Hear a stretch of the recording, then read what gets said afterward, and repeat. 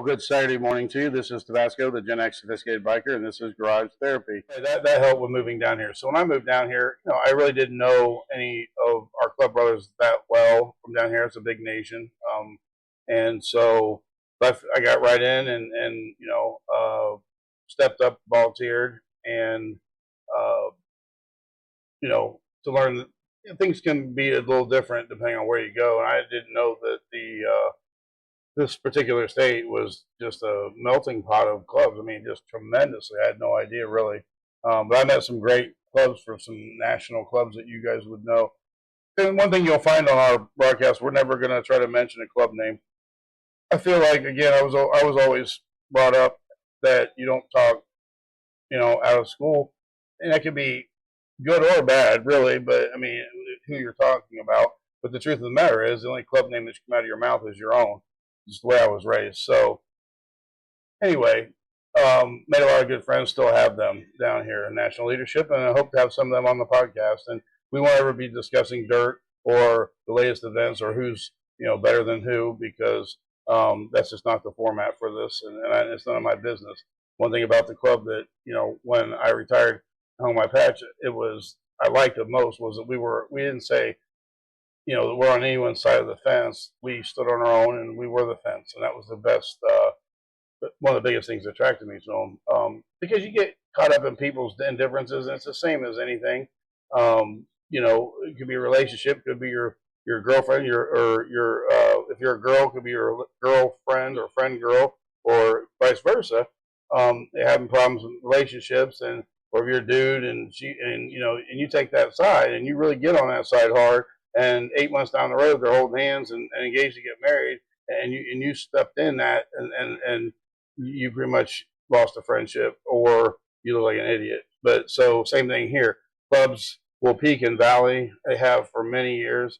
Some of the clubs, and you can't, you guys don't know anything if you think you do, if you're not in the life. I mean, if you read it on this website or that website, or watched it on Gang TV or whatever, look, there ain't nothing there. I mean, it's sensationalized at the very least. Not saying it's not true. There are times that they've been true. I mean, you can't hide big events when they happen, but they're always going to be sensationalized because that's what the media does. But clubs that didn't get along will get along eventually. I mean, because everyone prefers peace generally. Not everyone, but I mean, it's best for everybody, because in the end, the clubs never win. The cops always win because they have all the money and all the time and all the resources, and I say the same thing. We were talking to Ellie as a citizen. Don't. I mean, I learned that lesson, the hard way a couple of times. So anyway, I got down here and found out that there were some not retired, but guys that had been a long time. And the guy over my shoulder here, Mr. Black, was one. Didn't even know his status. And he happened to be the longest wearing patched member of our nation at that time. It was almost 50 years. And he actually had started when he was 17. In the picture, let's see if I can, which image I've got here. See, backwards in the camera. So, this one, the young one, I mean, that's a picture of him when he first came in with the founder of the organization, of the club, that I had left out of Michigan. And he was still active when he was, kind of say, semi-retired. But he's an elder and highly respected. I mean, one of the most respected, and not just our nation, other big nations as well. I met a lot of people through him that I have friends today that are leaders and were leaders of other big nations because of the relationship he had for that long. It's, very few people make it that long. And there are some, definitely some, but they're celebrated usually in most diamond clubs because of the fact that most don't. I planned to, but things didn't work out, unfortunately, which sometimes happens. And had he been alive, I would still be there because you have, people respected him, and things wouldn't have went down the way they did when myself and the other leadership all left the organization. And but you think about the history, you're talking 1967, I believe, is when he joined, which is the same time that my old man Lightning was in his club, started his club, or he didn't start it, but joined it in '67. But the stories that he told, these guys were some hard hitting mofo's back in the day. And like most clubs, there was all kinds of activity going on. And back in the day. Now, I'm not saying it doesn't happen today. That's none of my business if it does. You can say it doesn't, but you can read the headlines when shit goes sideways for some clubs. But I'll say in general, most, maybe it was the fact that there wasn't so prevalent. You couldn't buy everything you wanted anywhere you wanted at any time back in those days. So there were certain providers of those resources, and maybe that's why. But yeah, he ornery.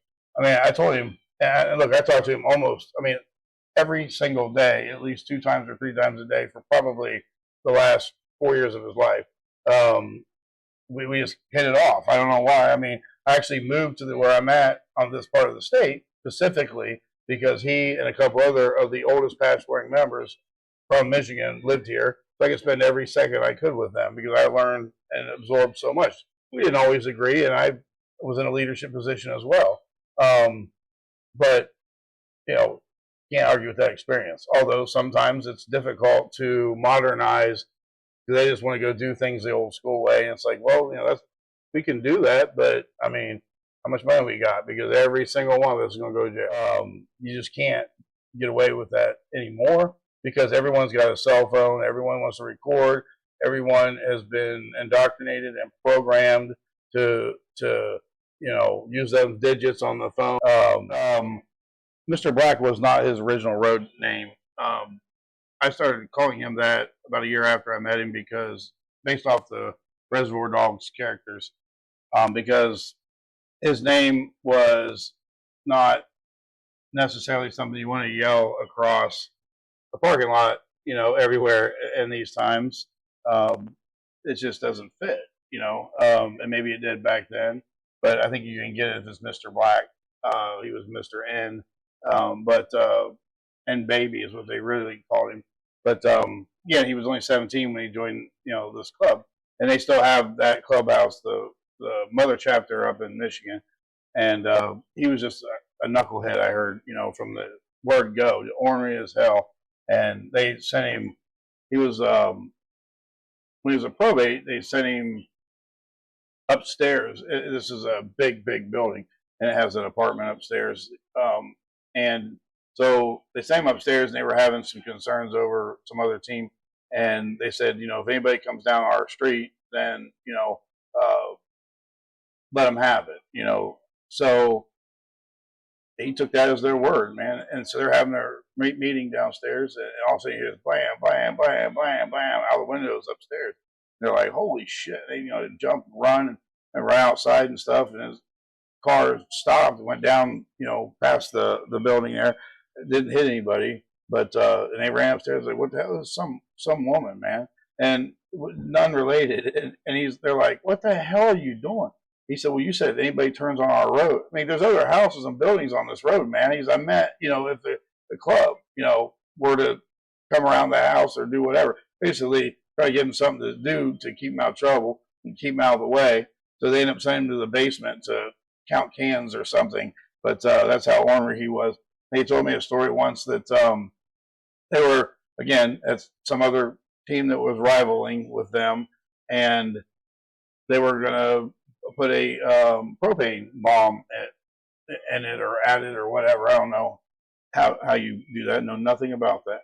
But they stopped and got the tanks out and got it all prepared.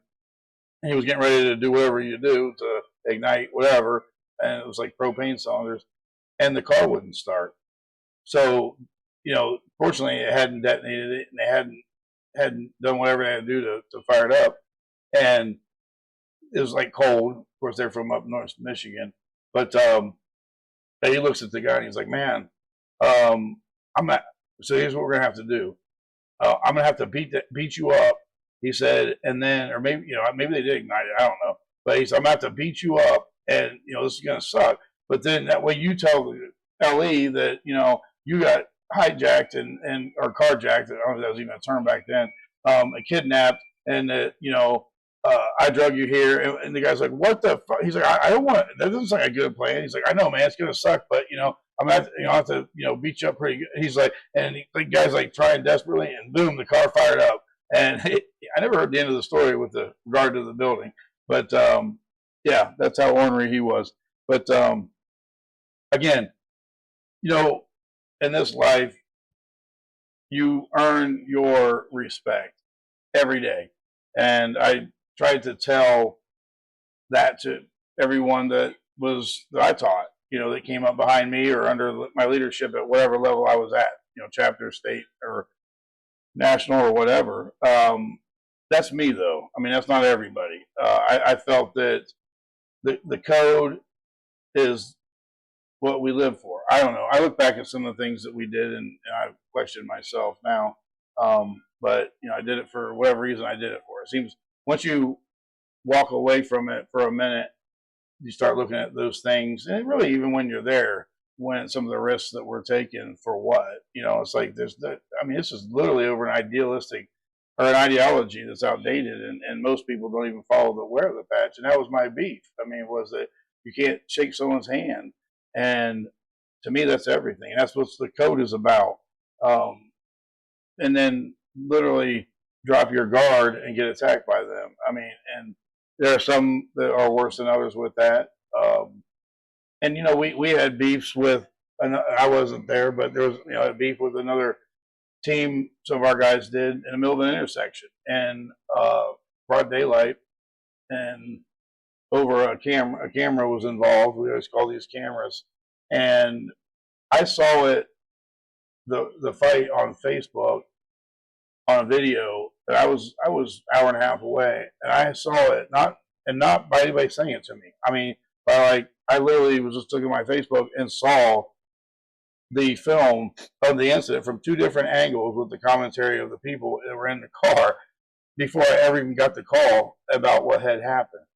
But even wilder than that, that particular group of people that we had the beef with, a couple years later, patched over to our club and became our club brothers. And one of their leaders is a very good friend of mine. He was one of my chapter bosses. And I have mad respect for him. We are so similar, other than the cloth that we wear. And again, maybe back in the day, like way back, there was you're fighting over the block, or, they were actually fighting over a business trade that could cost money. I mean, there was guys in that group. I mean, imagine this. They came through that whole 80s. I mean, they had been there too. One that Mr. Black had brought in, actually, a few years behind him, who was still in when I left, and he's not there anymore. He's not in anymore. But they got not just through the 80s about flying that stuff back and forth to Colombia. They literally were borrowing airplanes and not returning them to go and get that stuff and bring it back. I mean, good Lord, man.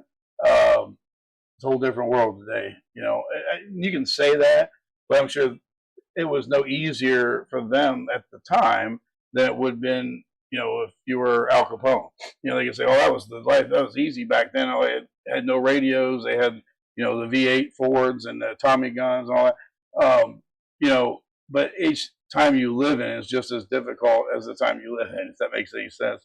But yeah, Mr. Black was one of a kind. And I thought about him when I was dealing with the adversities I was dealing with in the club. Well, man, if he was there 49 years, he had to go through some ups and downs too, that were, maybe I'm being too harsh on the decision making that I'm making with regard to what I see in front of me. But I wasn't wrong, and it was the best thing to do in the end, was to get out of the way of the train that was coming. I don't mean my brother train. I'm talking about, I could just see this train coming, and I told people, I said, it's going to go bad, and it did. It really did. A couple of guys lost their lives, and I had said that was going to come. But even the clubs, the last 3 years, of my tenure as a leader, you know, I had a marker on me, and so did my uh, high-ranking security guys and stuff. And that's the third time that I've had, you know, marker. It just comes with the territory, I guess. I mean, I'm such a nice guy. I don't know, but you know, my adversaries at the time, a few of which I've spoken to later, and you know, they still have mad respect for me, even if they are adversary with you. They said, you know, we didn't discount you. You better not. I think you better respect your adversaries, even if you don't like them, because the first time you don't, you can get caught off guard. And it happened to me once, and it could have went really bad. I got too confident in what I thought I knew, and it turns out I didn't know what I thought I knew, even though I knew it as true as day. But I tell people all the time, you know, you can earn someone's respect for decades, and you can lose it in a heartbeat. It's so much harder to get it than it is to lose it. Who the hell is texting me at 3 o'clock in the morning? You know, so that's why I told people, I said, look, you know, when you are, if you re-earn the respect of everyone you meet every time you meet them, you will someday have earned their respect. Not that you still couldn't lose it in a heartbeat, but they see you as a straight shooter, that you have not, you are not, you are about it. You don't just talk about it, you are about it, and your word is solid. I don't play trickery. I told one of our adversaries when that marker came out on my patch, I said, look, man, this is, you're just encouraging some nitwit to take shots for some prize that they're never going to get, because you and I both know it's never going to be given. So stop before somebody else gets hurt or comes at me and then retaliation's you or your people or whatever. I mean, if you want it, come get it. I said, and I'll straight up meet you at the park, and we'll drop the guts and we'll go to fists. And I said, you might take me, you little scry bastard. I mean, you're stock little sucker, man. But in the end, if that's what you want to do, I said, and then you explain to my nation why you have my patch, and you're not going to be able to keep it. You know that, and you know what comes with that. So just stop, man. You know, but you know, we're not all cut from the same family or the same family tree. In the life of a biker man, shit don't always go according to plan. Quick decisions come from your DNA, or people may lose their life that way. Our eyes met in quick connect, and his actions earn him my respect. In the club life you get one shot to prove that you're a man, one shot to be the best you can, one shot to show that you are real, one shot and there ain't no appeal, one shot to show you're superior. You get one shot